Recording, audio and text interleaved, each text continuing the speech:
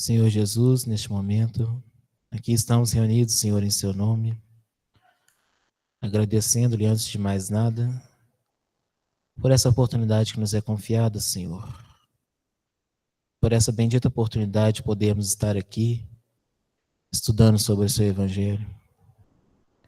Pedimos neste momento o amparo aos coordenadores espirituais dessa reunião, que se fazem presentes, rogando-lhes que intercedam a favor de nós, a fim de que este estudo possa ser um estudo em grupo, onde as ideias possam vir, se manifestarem, e que possamos ter o intuito de aprendermos de forma coletiva, juntos, e assim, principalmente, encontrar aplicabilidade prática para colocarmos em nossas vidas tudo aquilo que já sabemos, Senhor, sobre a Boa Nova.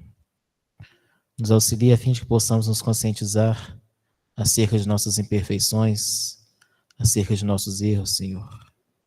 Que possamos ter a disciplina necessária para corrigir os nossos defeitos.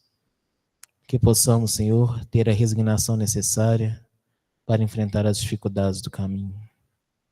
Nos auxilie, Senhor, em tudo aquilo que precisamos, sobretudo aqueles pontos que ainda sequer conhecemos as nossas dificuldades, aqueles pontos obscuros, Senhor, que teimamos em não dar a devida importância. Que o Senhor possa auxiliar ainda a todos os nossos irmãos espirituais que estão nessa casa neste momento, precisando de uma palavra amiga, de um amparo, de um consolo, que eles possam estar sendo assistidos pelos seus mensageiros, Senhor, que cada um deles possa estar recebendo aquilo que necessita para seu restabelecimento espiritual, psicológico. Auxilie, Senhor, a cada um deles. Pai nosso que estais nos céus, santificado seja o vosso nome, venha a nós o vosso reino, seja feita a vossa vontade, assim na terra como nos céus. O pão nosso de cada dia nos dai hoje, perdoai as nossas ofensas, assim como nós perdoamos a quem nos tem ofendido. E não nos deixeis cair em tentação, mas livrai-nos, Senhor, de todo mal, que assim seja, graças a Deus. Bom, retomando hoje a nossa temporada, nossa segunda reunião, estamos trabalhando a passagem que está narrada no Evangelho de João, no capítulo 6, nós iremos trabalhar os versículos de número 66 até o versículo de número 69.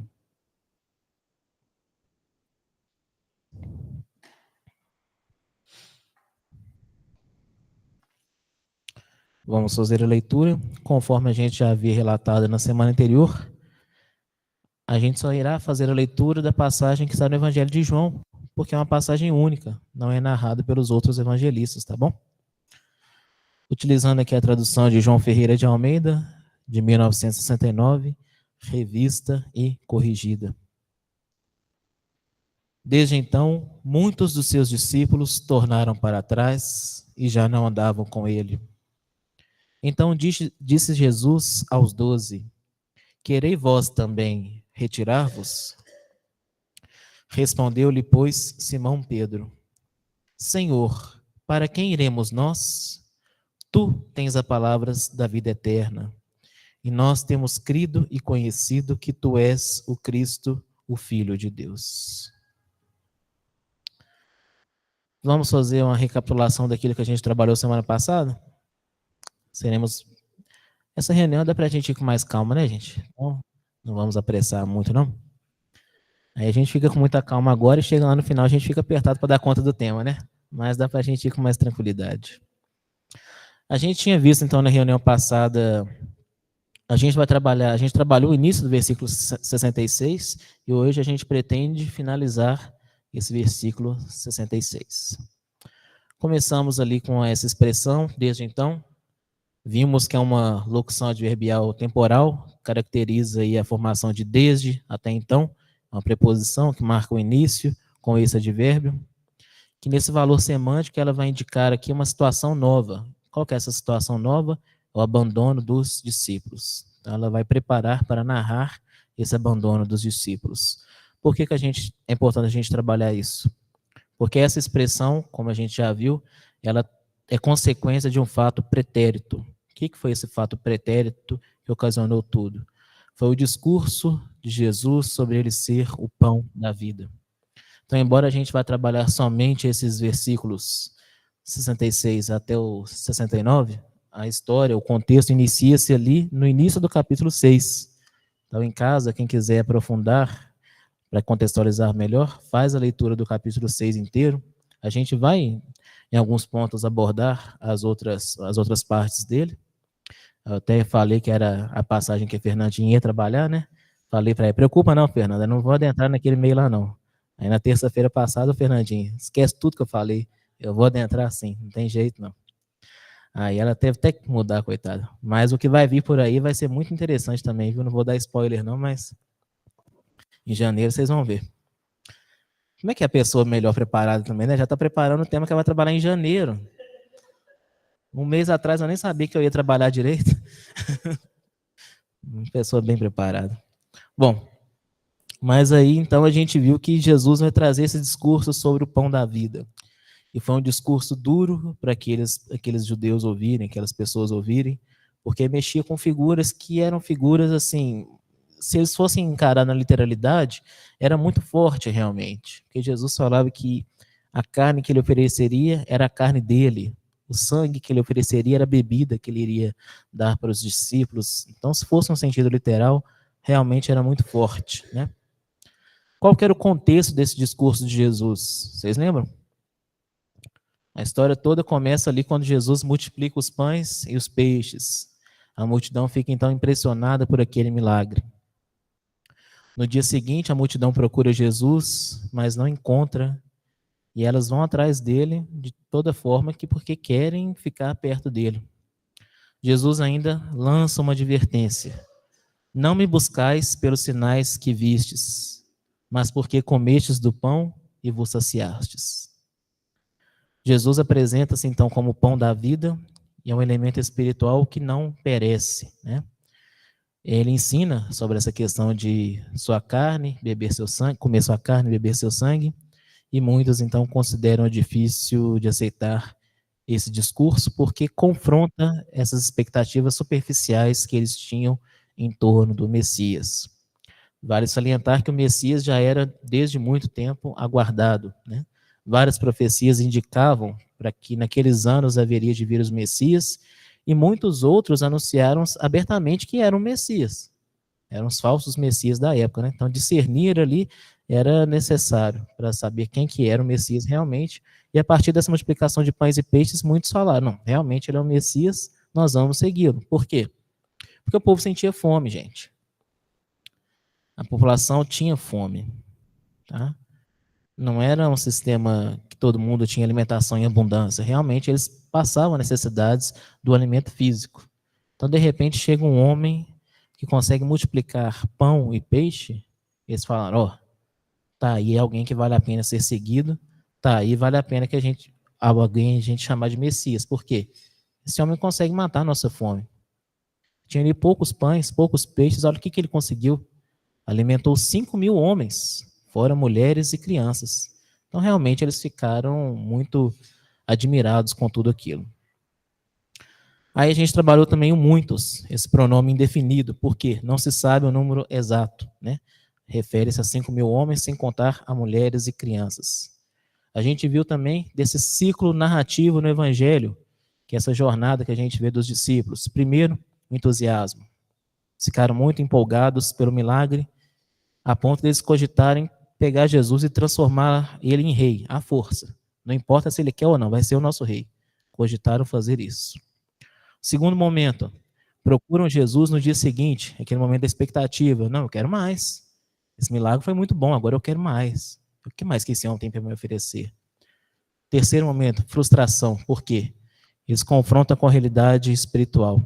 Jesus traz para eles o lado espiritual da coisa. Quarto momento, o abandono. Muitos deixam de seguir Jesus por achar aquela fala dele difícil. Então, é um ciclo. Inicia-se com entusiasmo, vai na expectativa, frustra, e então abandona. Fecha ali o ciclo desses discípulos. Aí a gente viu ainda no finalzinho da reunião sobre essa questão do discipulado. Trouxe para nós que John Davis ele vai caracterizar 2 sentidos de discípulo, que é aquele que recebe os ensinamentos do mestre em ministério público, exemplo de João Batista, ou seja, João Batista na figura de mestre, ele pregava de forma aberta ao público, não era algo que era restrito. Então essa é uma condição de discipulado. Aqueles que eram orientados por João Batista eram então discípulos dele. A segunda é todos aqueles que em qualquer tempo seguem a Jesus, os ensinos de Jesus, através dele mesmo ou através de seus apóstolos. Tá? Característica central desse segundo é a obediência e a imitação de Cristo. Aqueles que falam que são seguidores de Jesus, são discípulos de Jesus, subentende-se que são seres obedientes ao Cristo e que buscam seguir aquilo que ele ensina. Porque não faz sentido eu falar que eu sou discípulo de tal mestre e eu não seguir nada que ele fala. Né? Eu estou lá tendo aula com o meu mestre. No ramo da luta, por exemplo.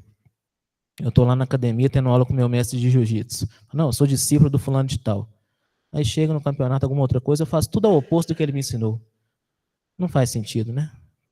Então o discipulado ele tem que ser realmente partindo do pressuposto que eu vou seguir aquilo que o mestre está orientando, já que eu o reconheço como mestre. Tá bom? E isso a gente chega então na reunião de hoje, iniciando o nosso tema de hoje, depois dessa breve retrospectiva. Para a gente iniciar, são breves reflexões acerca dos tipos de discípulos que nós temos a oportunidade de ou vivenciar plenamente, nós no caso vivenciar realmente, ou de verificar nas outras pessoas. Tá? Primeiro deles, os discípulos superficiais ou temporais. O que são esses discípulos? Quando a gente está falando de discípulo aqui, tchau gente, vai com Deus. Quando a gente está falando de discípulo aqui, a gente está falando de discípulo de Jesus, tá? Só para contextualizar. Especificamente, discipulado de Jesus.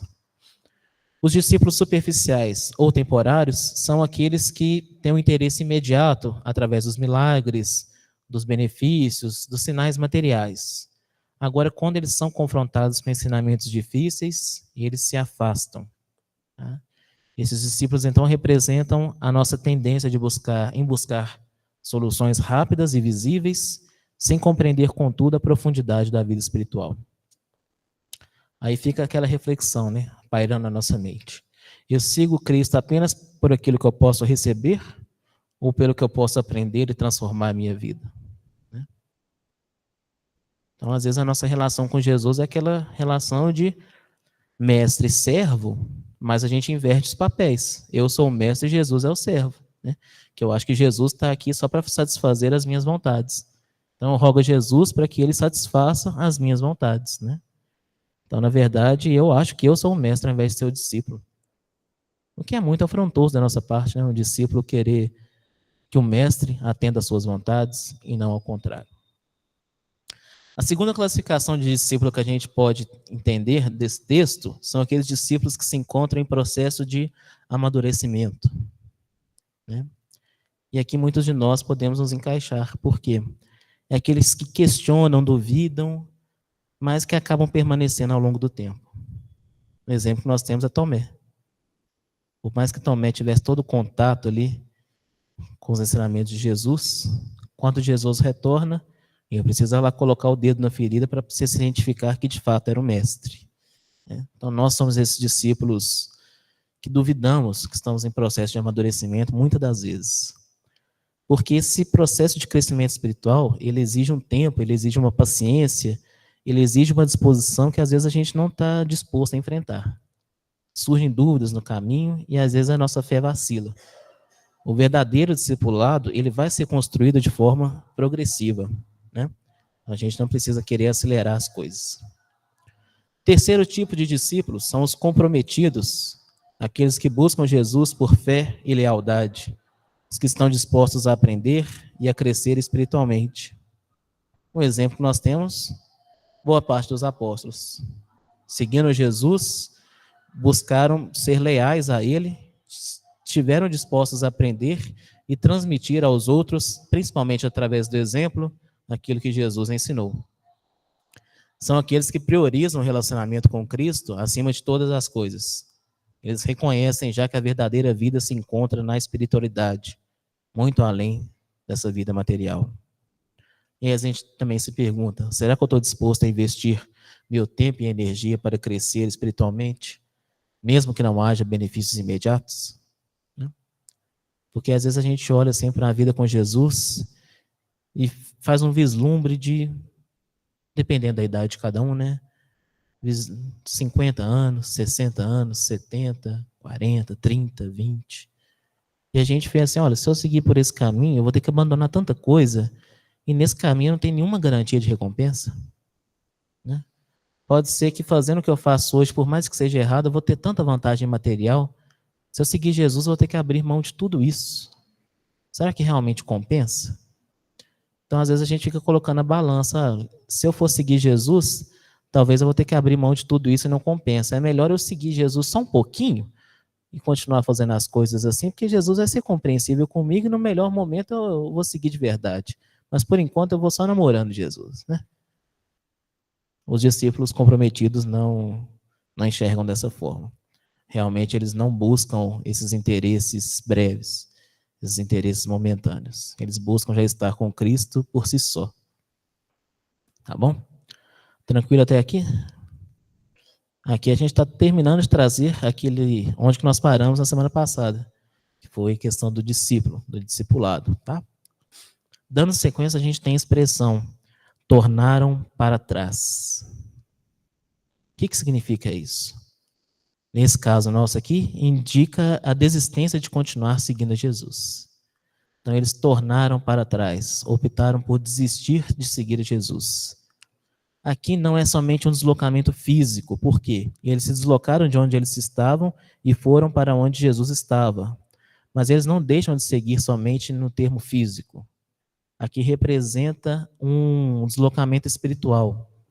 Tá? Quando eles deixam de seguir Jesus, quando eles tornam para trás, a gente vê que acontece o que eu tive a audácia de chamar de retrocesso vibracional. Nós vamos adentrar nisso com mais profundidade, porque a gente já sabe que não retroagimos em termos evolutivos, mas vibracionalmente sim. Então, quando esses discípulos, até então, esses mais de 5.000, se reconhecem como discípulos, falam que vai seguir o Cristo, chegam lá, se frustram e tornam para trás, a gente vê um retrocesso vibracional. Porque naquele momento que eles buscaram a Jesus, a gente verifica que existia o quê? Uma ascensão espiritual. Estavam mais perto do Cristo. Ainda que de forma equivocada, ainda que pelos meios errados. Mas eles estavam mais perto de Jesus. Quando eles se frustram e tornam para trás, há então esse retrocesso vibracional. Tá bom? Porque o abandono, ele não é uma escolha inconsciente. O abandono é uma escolha de caso pensado, é uma escolha consciente. Muitas vezes a pessoa conhece a verdade, mas prefere a segurança de viver na mentira do que encarar aquilo que ela precisa transformar. Que foi o que aconteceu com os discípulos nesse caso. Eles conheciam já a verdade, Jesus apresentou a verdade escancarada para eles. Só que eles preferiam ficar no erro. Eles preferiam ficar na ignorância. Então há aí esse retrocesso vibracional em termos espirituais. Tá bom? Pois não, Cristina?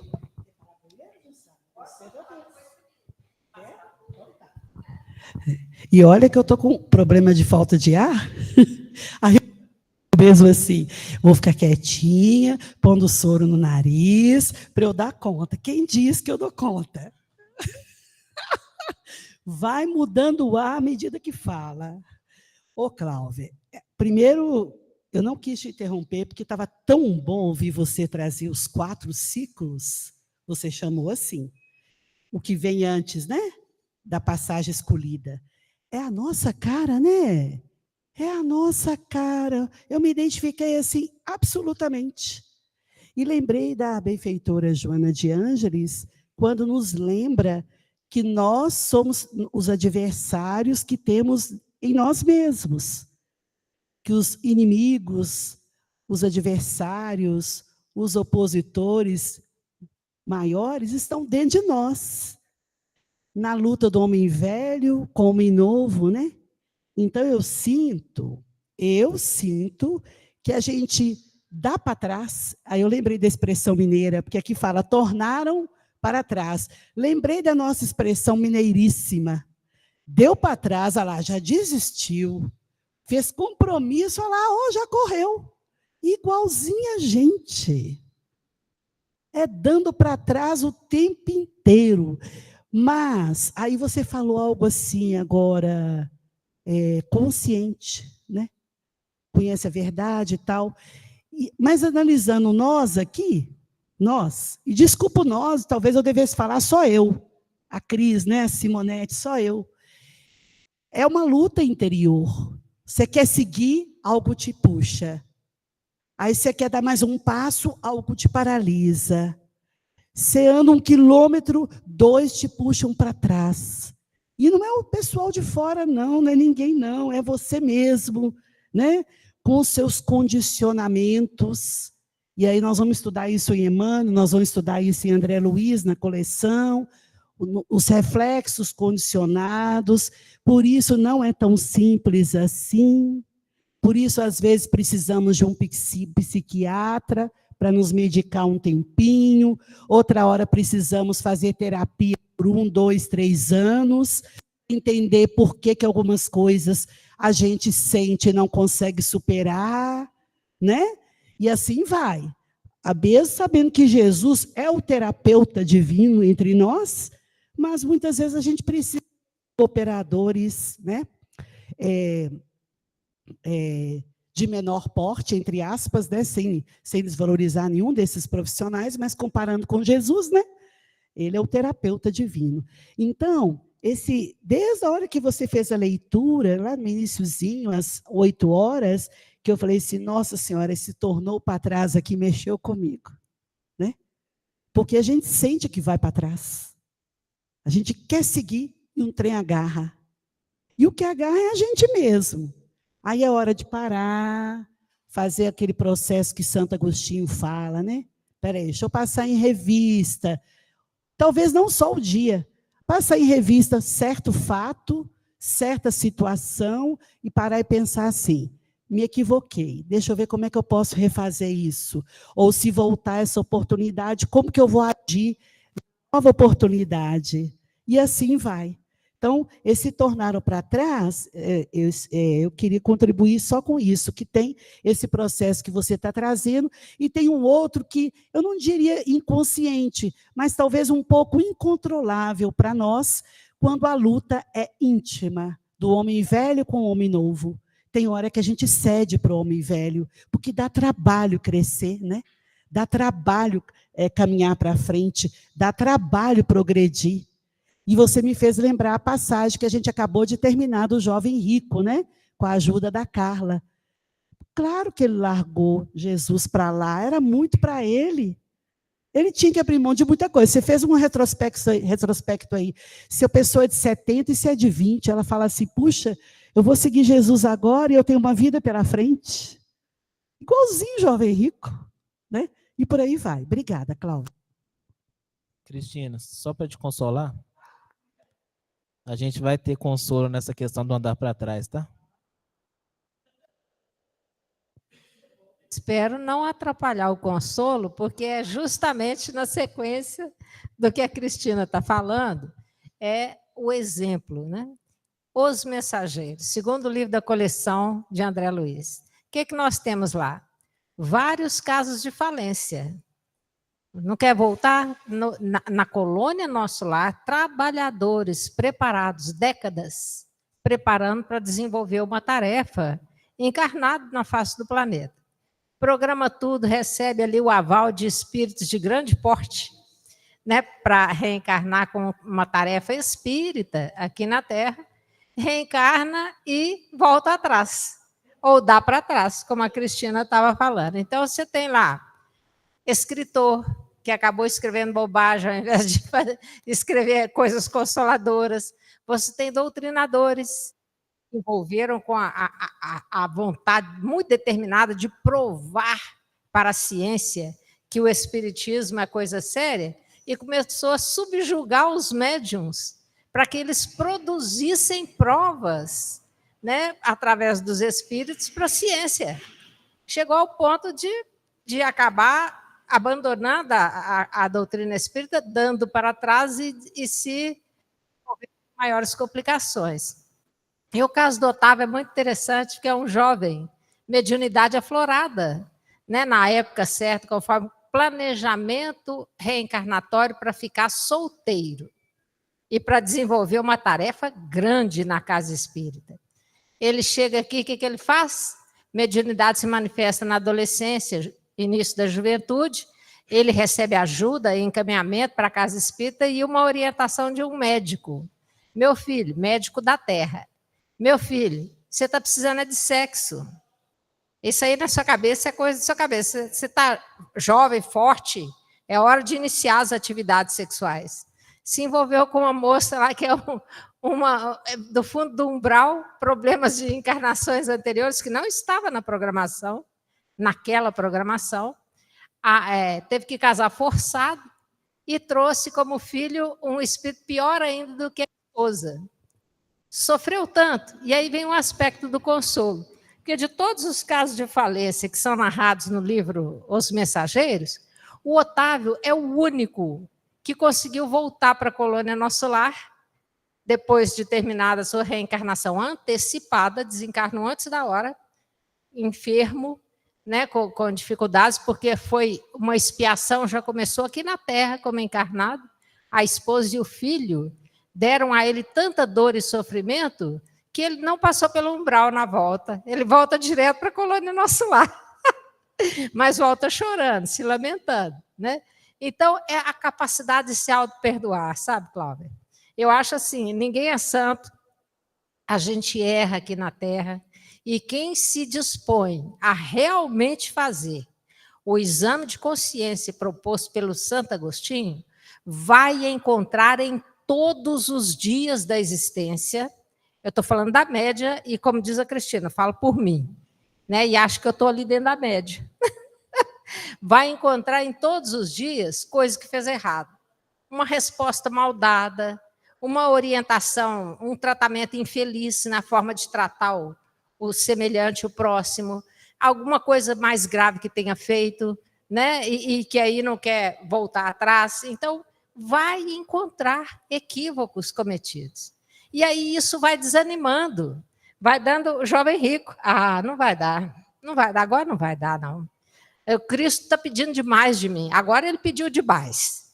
Chegou no meu limite, não dou conta, entendeu? Então é aquela capacidade de se auto-perdoar. Porque se a gente não se auto-perdoar, aqueles que querem a nossa falência vão nos empurrar cada vez mais para baixo. E se a gente deixar, nós vamos desencarnar e ficar no umbral. Em razão do sentimento de culpa que o Túlio tratou ontem aqui, né? Hein, Fernandinho? Túlio ontem deu um show falando sobre a culpa aqui no estudo da segunda-feira.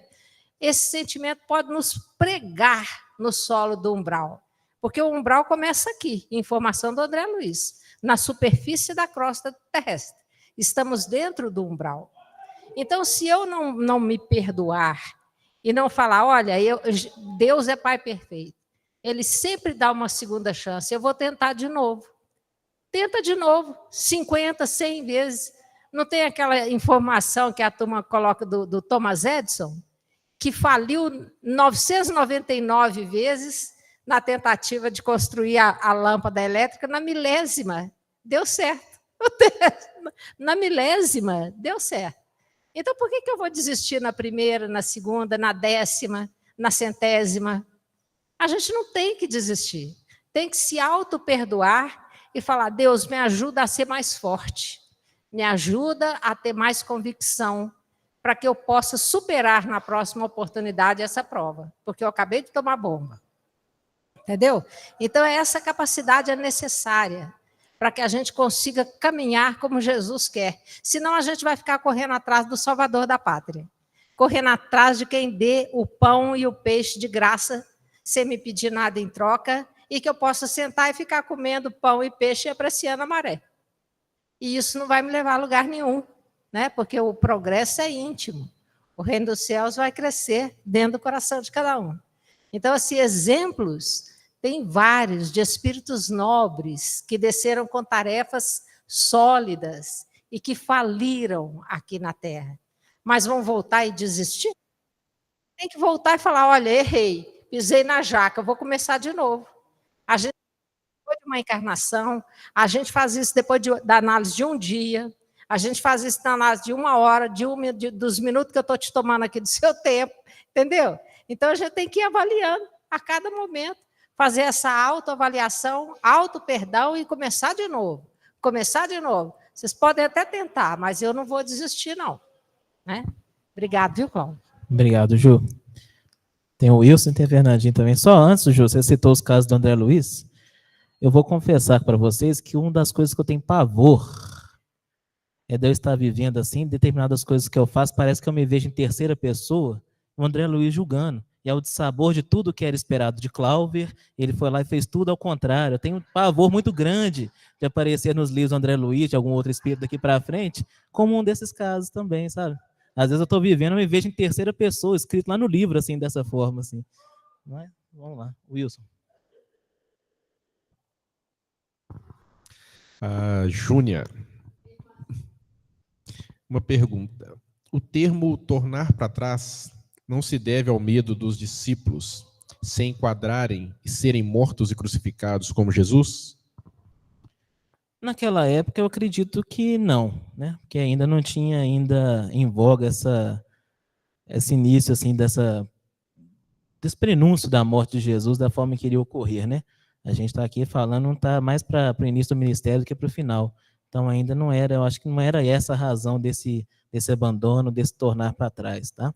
Mas a gente vai entender melhor esse tornar para trás, e só te adiantando um pouquinho, para confortar os corações, Emmanuel fala que chega um momento que não é possível tornar para trás depois de encontrar-se com Jesus. Mas nós vamos falar isso daqui a pouquinho. Pois não, Fernandinho? Já que semana passada e hoje você iniciou dizendo que na sua tradução é desde então, né? Na minha, a partir daí. Você iniciou dizendo que é uma locução adverbial temporal, lá. E eu fiquei pensando, gente, ele repetiu o negócio. Peraí, fui matutar aqui, semana passada eu só prestei atenção que a minha era uma, a sua era outra, e não existem sinônimos de verdade em nenhuma língua. Existem termos que são próximos, sinônimos reais não existem. Por que será que está diferente, né? E desde então significa o desde, assim como o a partir, mostra um ponto no passado, que é significativo e a partir dali alguma coisa fica diferente. Só que quando fala desde então, é como se desde aquele ponto até para sempre vai ser assim. Então continuou desse jeito sem mudar. Caráter permanente. Caráter permanente. Quando fala a partir daí, não está limitando até quando foi aquela mudança. Então, delimita no passado aquele momento, aquele ponto, mas fica em aberto. Até quando permaneceu aquela situação? Então, eu deixo aqui a provocação que sacudiu o meu espírito, né? Quando diz assim, a partir daí, muitos dos seus discípulos voltaram atrás e não andavam mais com ele. Então, na minha aqui, a partir daí, eu percebo que vai ter fim, né? A gente realmente vai chegar uma hora que a gente não vai dar para trás. Obrigado, Fernandinha. Agora fica, então, a conta do João Ferreira de Almeida ir atrás de cada uma dessas 5.000 pessoas, fora as mulheres e as crianças, para saber a partir de quando que elas mudaram, tá? Quando que começou o estudo. Já que ele colocou esse empecilho aí, ele que resolva para lá. Bom, mas teve um retrocesso espiritual, teve um retrocesso físico, né? Antes de compreender a mensagem do Cristo, a multidão enfrentava um ciclo de fome material e de fome espiritual. O contato com Jesus, vocês vão de convir comigo, que tinha essa capacidade de saciar ambas as fomes, tanto a material quanto a espiritual naquele momento. Ao tornarem para trás, eles escolheram aquela satisfação imediata e material, ou seja, optaram por deixar de avançar espiritualmente. Porque o discipulado, ele exige coragem para romper esses ciclos confortáveis que a gente está acostumado. A gente tem que abrir mão dos prazeres passageiros em favor desse crescimento interior. A fome física, ela é temporária e ilimitada. A espiritual, só o evangelho pode saciar. A fome física, a gente tem várias coisas que podem saciar a nossa fome. A espiritual, só o evangelho que pode. Só o evangelho que tem essa capacidade. De forma definitiva, justamente.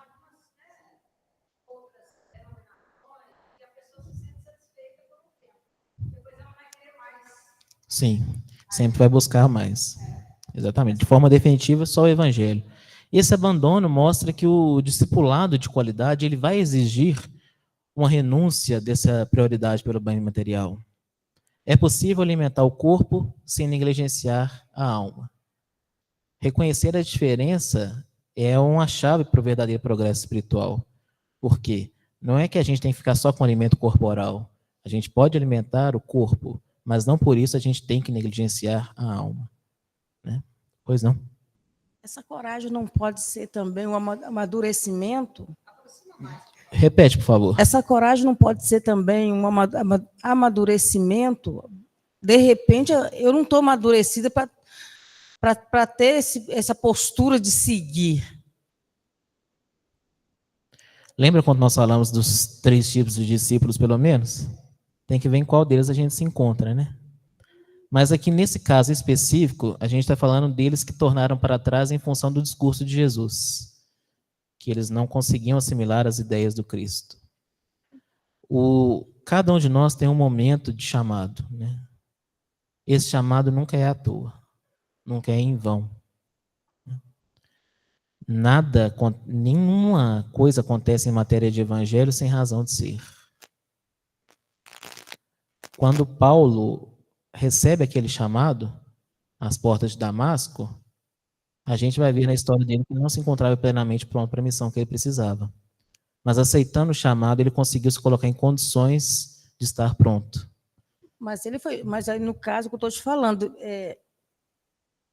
como eu vou explicar? Foi bem radical. Ele teve que ficar cego para se aproximar. Será que se tivesse vindo com mais leveza, ele teria? O espírito do porte de Paulo? A cegueira aí é o que menos importa. O que vai importar mesmo é o sentido espiritual de tudo. Porque cada um de nós tem um chamado particular, como a gente já disse. Às vezes a gente fica adiando atender a esse chamado, porque a gente fala assim, não, eu não estou pronto nesse momento, eu não estou pronto no outro momento. Mas quando que a gente vai estar pronto? Se a gente estivesse pronto, a gente nem esse chamado precisava, porque estar pronto é estar em comunhão com Deus. A gente atingir esse nível de estar em comunhão com o Criador. Aí a nossa evolução já está mais perto da perfeição. Abaixo da perfeição, a gente nunca vai estar pronto. Sempre vai ter algo para se melhorar ainda. Então, às vezes, a gente encara isso com um sentimento assim, não, eu não vou dar conta. E, às vezes, a gente tem que pensar realmente, será que esse sentimento é verdadeiro ou ele é em função somente daquele orgulho que, se eu vacilar, eu não vou conseguir assimilar muito bem que eu errei, que eu não consigo lidar com essa ideia do erro. Porque eu sou tão orgulhoso a ponto que eu não consigo imaginar ser pior do que o outro, até mesmo no erro. Porque o erro, ele paralisa a gente. Às vezes a gente tem muito mais medo do julgamento alheio, muito mais medo daquilo que nós vamos sentir depois de errar, do que da caminhada em si. E às vezes aquilo que a gente fica com medo nem acontece, né? Mas isso paralisa a gente. Então, a gente tem que tomar muito cuidado com essa questão de chamado, porque a gente é chamado a todo momento. Mas a gente, por vaidade, por orgulho, a gente opta, às vezes, por não dar ouvidos a esse chamado, né? Paulo reconheceu naquele mesmo momento a importância de Jesus, o tamanho de Jesus, e se converte em um processo mais ou menos longo. Nós já temos tanto estudo, tanto conhecimento de Jesus, tivemos tantos chamados e às vezes a gente não dá ouvidos esperando melhores condições. Por mais enfadonho que seja, vou repetir mais uma vez aquela frase do Chico. Se eu fosse esperar melhores condições para servir, até o presente momento eu não teria começado. O Chico. Imagina a gente. A gente tem que refletir sobre tudo isso. Estar próximo de Cristo, só retornando aqui, não significa apenas frequentar espaços espirituais. Não significa apenas estar dentro de igrejas, de templos, mas internalizar os seus ensinamentos. O desafio aqui é progredir espiritualmente, mesmo quando os benefícios materiais não são visíveis, não são imediatos. Esse processo de discipulado exige consciência, exige responsabilidade sobre nossas escolhas.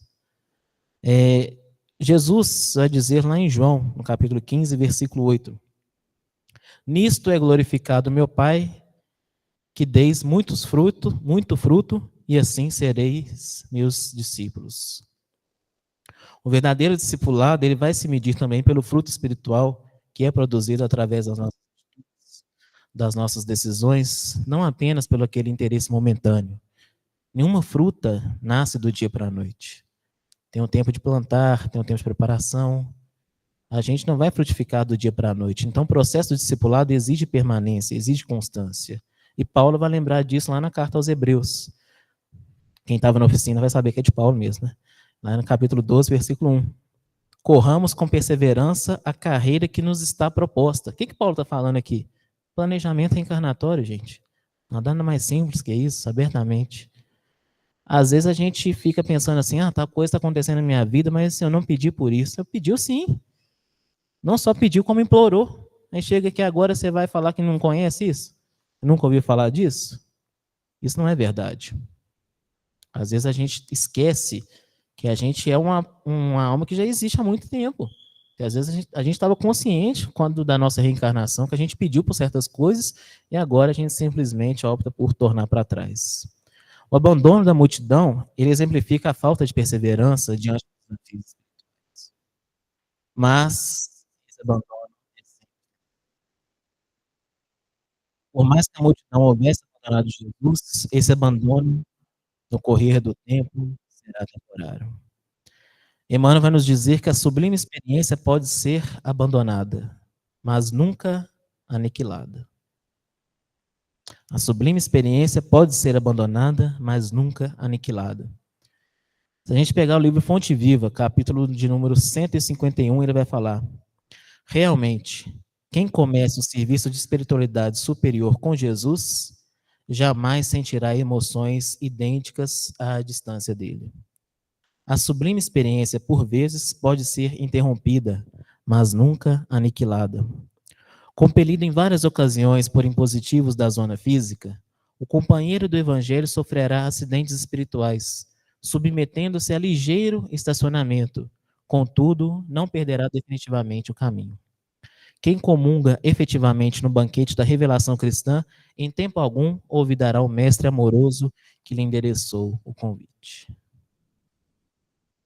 É interessante que o Evangelho, essa discussão nasce no Evangelho, mas é no Livro dos Espíritos que a gente vai encontrar muita resposta para pontos que são abordados no Evangelho, que os Espíritos trazem para a gente. Questão 116 do Livro dos Espíritos. Kardec pergunta: há espíritos que ficarão perpetuamente nas classes inferiores? Não. Todos se tornarão perfeitos. Eles mudam, embora devagar, porque, como já dissemos uma vez, um pai justo e misericordioso não pode banir eternamente os seus filhos.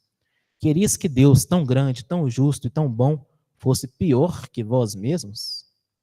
Ou seja, não existe nenhum espírito que fique eternamente nas classes inferiores. Todos vão se tornar perfeitos. Mesmo que demore, ninguém fica perdido para sempre. O progresso é lento, mas é certo. O avanço pode ser devagar, mas ele acontece. Deus é justo, Deus é misericordioso, e ele não poderia ser pior do que a gente. Se nós, na condição de pais e mães, cuidadores de toda a ordem, dentro da terra, a gente já consegue vislumbrar a bondade, a gente já consegue ser bons em vários momentos, quem dirá Deus? É tudo bondade, toda sabedoria. A gente, às vezes, a gente quer colocar atributo humano em Deus. Não, agora Deus ficou chateado comigo que eu fiz isso. Não, Deus agora não vai me perdoar. Deus não é, Deus é Deus. Uma das características de Deus é o quê? A imutabilidade. Deus é bom, ele vai continuar sendo bom hoje. Porque hoje nós estamos, Deus não. Não tem como a gente colocar um caráter mutável da divindade. Deus é, e sempre foi, e sempre será. Nós nem somos hoje mais o que nós somos há meia hora atrás. Então, nós somos consequência de tudo aquilo que acontece conosco. Estamos em constante mutação. Deus não. Então, a ideia aqui é muito clara. O espírito ele pode tropeçar, se desviar, até parar por um tempo, mas nunca está condenado. O caminho da perfeição ele está sempre aberto. Ele nunca está fechado. E desse encontro com Jesus, não tem como a gente voltar para trás. Não tem como. Eu lembrei de uma música do Chico, uma música que ele fala assim: ah, se ao te conhecer, dei para sonhar, fiz tantos desvarios, rompi com o mundo, queimei meus navios. Ele vem falando toda uma história que aconteceu com ele, que nunca mais ele seria o mesmo, depois de ter conhecido a mulher que ele amava. Todo muito bonito, muito poético, que mudou totalmente a história daquele espírito. Imagina o encontro com Jesus. A personificação do amor na Terra. O que seria esse encontro com Jesus na nossa vida? Não tem como voltar atrás mais. Não dá mais para voltar. A gente fica navegando nesse mar para todo sempre. Por quê? Tem um livro espírita, quando eu era adolescente eu lia muito, chama Cora do Meu Coração. Cora, a protagonista do livro, ela tinha uma mediunidade incrível, ela convivia muito com esse espírito guardião dela, que chamava Olívia. Ela fala para a Olívia, em determinado momento, fala para a Cora assim: o pássaro que voava antes solto e livre, e agora se encontra trancafiado na gaiola, jamais esquece o sabor do vento. E a gente nunca vai esquecer como é ter contato com Jesus, que a gente já teve esse contato. Então não dá para retornar, não dá para retroagir. A gente pode, por teimosia nossa, estagnar, mas o caminho é um só. A gente não consegue derrogar isso. É uma lei divina, a lei da evolução. Né? Nosso quinto princípio, que está aqui nesse quadro atrás da gente, na frente de vocês. A gente não consegue derrogar essa lei divina. Pois não, Cristina? A gente está encontrando com Jesus agora, né? Exatamente no EMEG, né? Há mais de 20 anos, né, que o EMEG funciona aqui no abrigo. Pois é. Cada um de nós aqui no EMEG, físico e virtual, tá encontrando com Jesus, né? A gente faz essas análises aí que a benfeitora Joana de Ângeles traz, o André Luiz, porque a gente precisa entender a nossa condição, né, e trabalhar para a gente melhorar. Mas isso aqui agora é um encontro com Jesus, né, Glauva? Então, nós só temos motivos para ficar animados, né, otimistas. Mas você falava da fome, e eu fiquei com a imagem dos nossos irmãos palestinos, exatamente nesse momento em Gaza, implorando comida. Desde a hora que você estava falando da fome, eu fiquei lembrando, há fome no planeta todo, mas a gente não consegue ignorar o que se passa em Gaza, né? E eles estão pedindo socorro, nós precisamos comer. E as mentes poderosas, né, e bastante equivocadas, infelizmente equivocadas, pelas quais nós temos que ter compaixão, porque elas têm o poder de alimentar e não estão alimentando. E aí, eu voltando no ciclo atrás aí, teve a multiplicação do pão, né? Quer dizer que o pão do corpo, a turma toda comeu, saciou, ficou feliz, mas na hora do discurso, o discurso foi duro de ouvir. Aí, na hora que Jesus dá o pão espiritual, a gente não quer. Mata a fome do corpo, né? Como diz os antigos, lambe os beiços, né? Fica feliz, mas na hora do alimento espiritual, a gente quer dar meia volta. Ah, eu vou dar uma passeadinha aqui, depois eu decido se eu vou ouvir. E aí eu volto lá em Gaza. Ali tem fomes gravíssimas. Fome de compaixão, né? Fome de misericórdia, fome de indulgência, fome de fraternidade, a ausência ali de tudo isso, não é? Tem a fome física, os nossos irmãos estão desencarnando, literalmente de fome, né? E os nossos irmãos que têm a condição de resolver, com total ausência de compaixão, de caridade, de fraternidade, de solidariedade. A fome ali é gritante. E aí eu fico pensando nas nossas fomes, né? Aqui pertinho de nós, no nosso individual, dentro da nossa casa. Às vezes tem alguém dentro da casa da gente implorando afeto, atenção, carinho, e a gente ignora, despreza, desconsidera. Vou dar atenção não, me trata mal, não conversa comigo, não me dá bom dia, né? Às vezes a gente ignora dentro do próprio lar. Um parentesco mais difícil, aquele parente chato que a gente fica torcendo para ele não ir na reunião da família, mas está ali, né? Pedindo afeto, atenção, carinho, um colega de trabalho, um vizinho, sei lá, gente, é tanta gente que a gente precisa prestar atenção. Eu estou dando alguns exemplos, né? E a gente não presta atenção. A fome por toda parte, né, Cláudia? E o discurso está aí, o pão da vida está aí disponível, né? E a gente, às vezes, não se alimenta dele, né? Obrigada. Eu que agradeço, Cristina. Continuando, pergunta de número 118 do Livro dos Espíritos. Os espíritos podem degenerar? Resposta é muito simples. Não. À medida que avançam, compreendem o que os afasta da perfeição. Quando o espírito concluiu uma prova, adquiriu conhecimento e não mais o perde. Pode permanecer estacionário, mas não retrogradar. O espírito pode até dar uma pausa no seu processo de evolução, mas ele não consegue voltar atrás. Mesmo com desafios, provações, a natureza do espírito é caminhar para a perfeição. E isso a gente não consegue mudar. E também nos dá confiança, que o progresso espiritual é seguro, ele vai ocorrer. Mesmo que a gente não veja, mesmo que a gente não consiga colher os resultados imediatos, mas ele sempre existe. Prova disso é que na questão 781, Kardec pergunta: é permitido ao homem deter a marcha do progresso?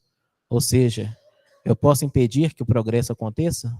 Não, mas pode entravá-la algumas vezes, mas não pode impedir. Então, o progresso vai acontecer de forma que a gente quer queira, quer não queira.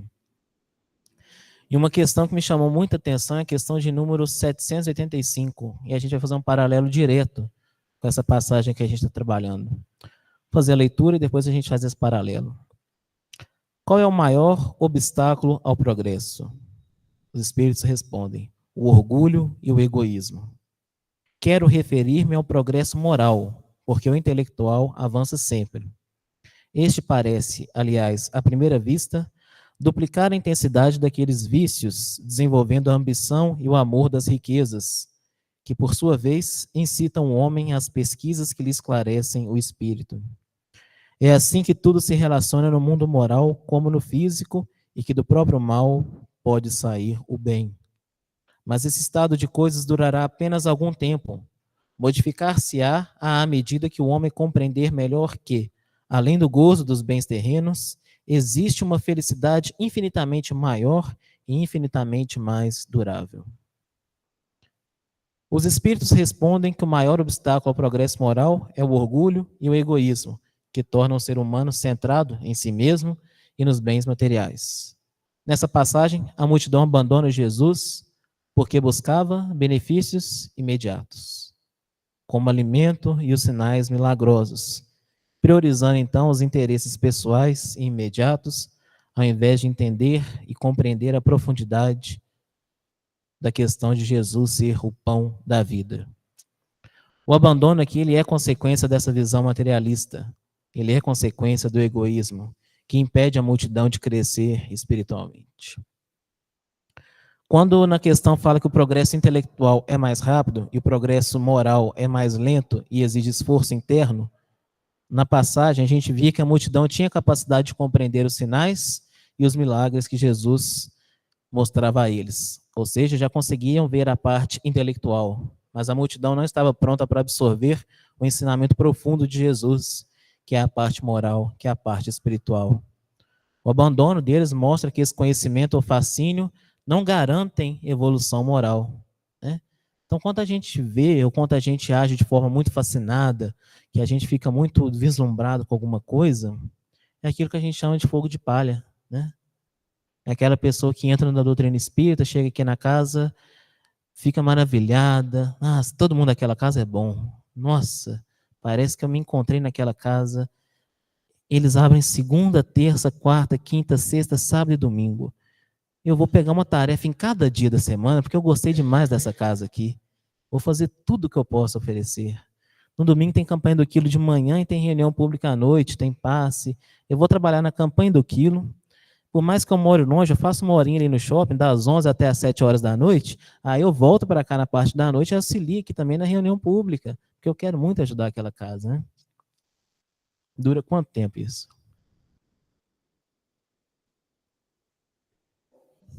Pouco tempo, infelizmente.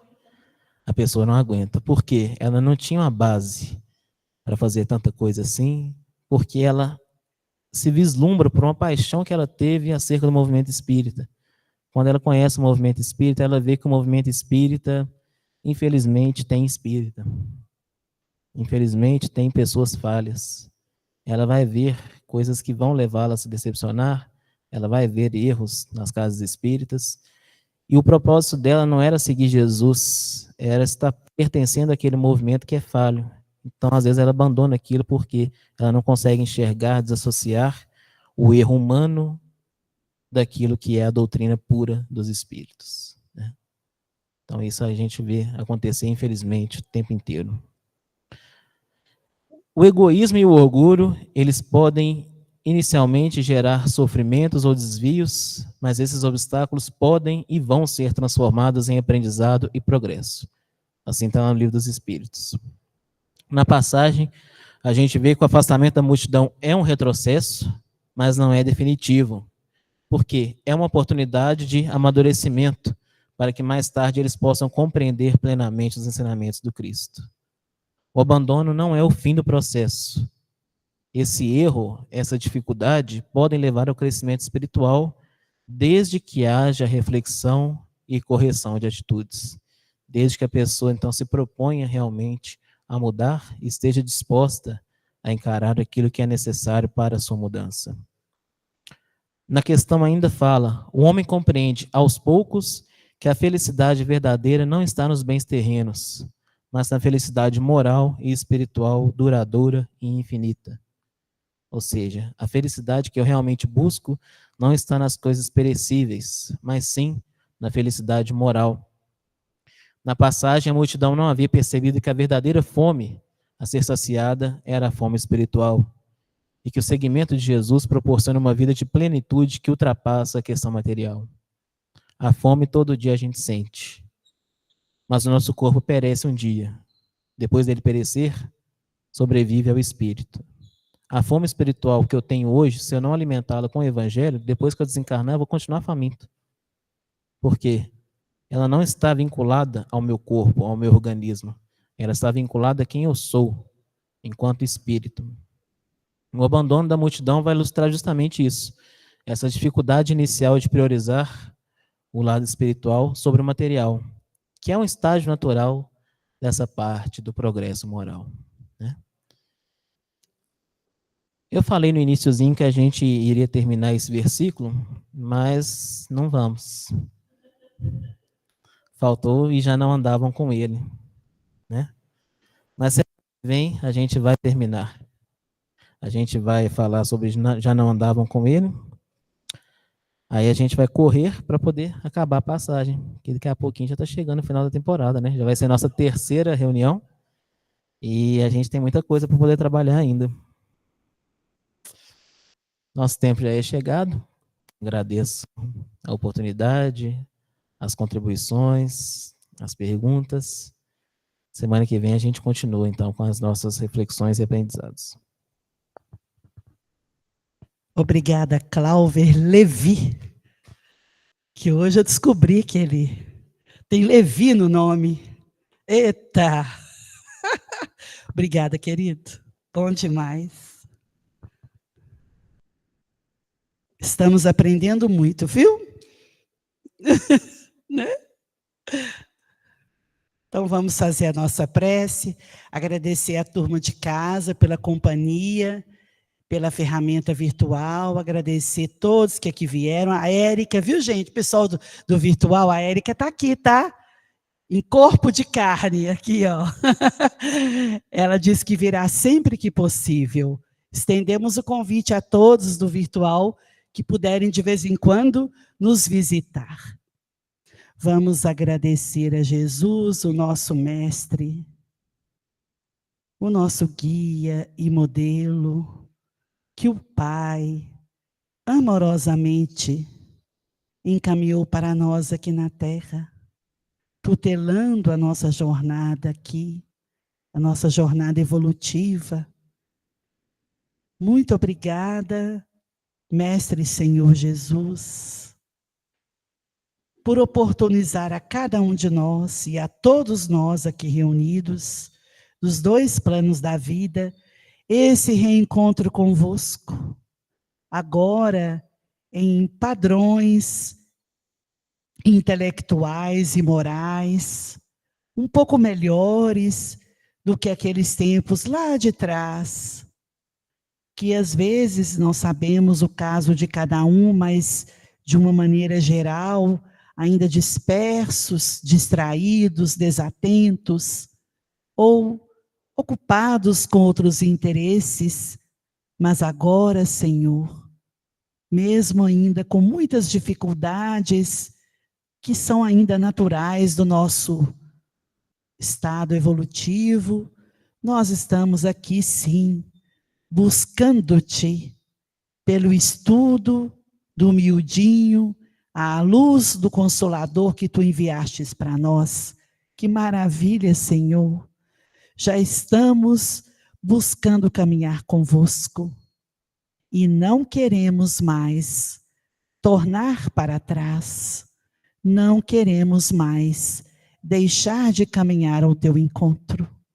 Nos fortaleça, renova a nossa coragem, a nossa disposição interior de seguir-te, porque sois o caminho, a verdade e a vida que nos levará de volta ao nosso Pai, no entendimento da sua divina vontade. Permita, Senhor Jesus, que as vibrações que esse emerge manipula e elabora com os estudos das suas passagens, possam não só confortar a todos os corações aqui presentes no salão físico, entre os desencarnados e os nossos irmãos, nos seus lares, na sala virtual, mas todos os corações que sofrem e que de alguma maneira estão interligados a nós, ou que serão alcançados pela misericórdia divina, corações que no momento estejam aflitos, desesperados, buscando soluções, buscando o teu amparo e a tua proteção, que possa chegar nesses corações e fortalecê-los para seguir em frente. Fica conosco, hoje e agora, como tem estado sempre. Que assim seja. Graças a Deus, boa semana para nós, até terça que vem.